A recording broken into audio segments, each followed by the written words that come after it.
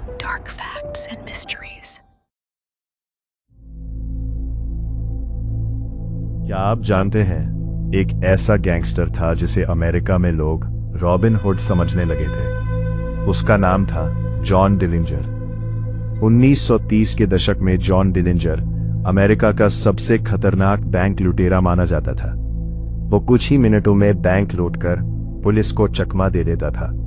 कहा जाता है कि उसने 20 से ज्यादा बैंक लूटे थे। उसकी चालाकी इतनी मशहूर थी कि लोग उसकी खबरें अखबारों में पढ़कर हैरान रह जाते थे।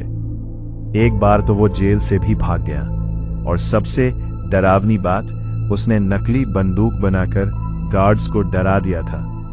लेकिन उसकी किस्मत ज्यादा समय तक साथ नहीं रही। 22 जुलाई 1934 की रात FBI ने उसे शिकागो के एक थिएटर के बाहर घेर लिया। जैसे ही वो बाहर निकला, गोलियां चल गईं, और वही खत्म हो गई अमेरिका के सबसे बदनाम गैंगस्टर की कहानी। आज भी जॉन डिलिंजर का नाम दुनिया के सबसे रहस्यमयी और खतरनाक अपराधियों में लिया जाता है।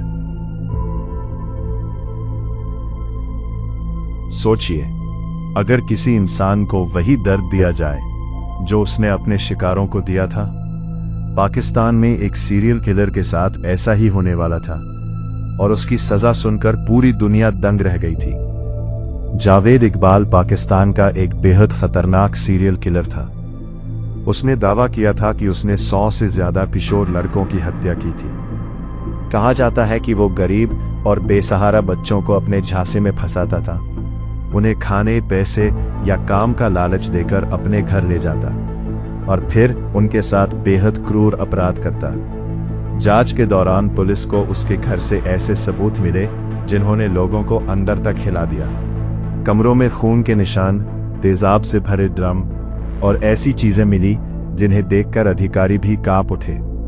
सबसे डरावनी बात, जावेद इकबाल ने खुद एक पत्र लिखकर अपने अपराध कबूल किए थे। उसने लिखा कि उसने बच्चों को मारने के बाद उनके शवों को तेजाब में घोल दिया ताकि कोई पहचान ना सके। जब ये मामला अदालत पहुंचा तो लोगों का गुस्सा चरम पर था। अदालत ने उसे ऐसी सजा सुनाई जिसने पूरी दुनिया को चौंका दिया।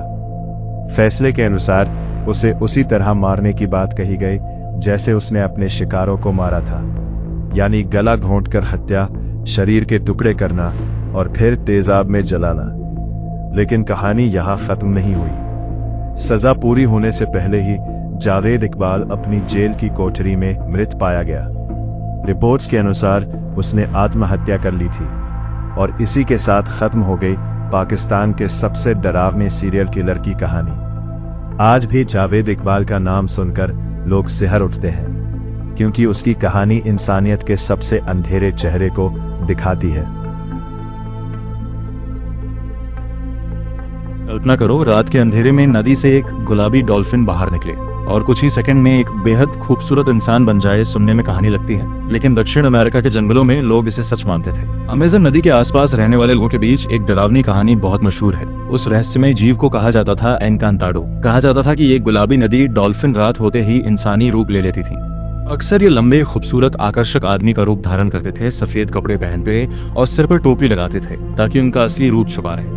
पुराने पुर्तगाली खोजकर्ताओं ने भी इन अजीब घटनाओं का जिक्र किया था। उनके अनुसार कई बार युवा लड़कियां अचानक गायब हो जाती थीं। लोगों का कहना था कि एनकांताडो उन्हें बहला फुसलाकर नदी के किनारे ले जाते और फिर हमेशा के लिए जंगल या नदी की गहराइयों में गायब कर देते। सबसे डरावनी बात, कई बार नदी किनारे इंसानों जैसे अजीब पैरों के निशान मिलते थे जो सीधे घने जंगल की तरफ जाते थे, लेकिन वापस आने के निशान कभी नहीं मिलते थे। कुछ लोगों ने दावा किया कि उन्होंने रात में नदी के पास अजीब संगीत सुना और उसके बाद उनके गांव का कोई इंसान हमेशा के लिए गायब हो गया। आज भी अमेज़न के कई इलाकों में लोग रात के समय अकेले नदी के पास जाने से डरते हैं, क्योंकि उनका मानना है कि एनकांताडो अभी भी वहां मौजूद है। तो क्या ये सिर्फ एक लोक कथा थी, या सच में अमेज़न की नदियों में रूप बदलने वाले रहस्यमयी जीव रहते थे?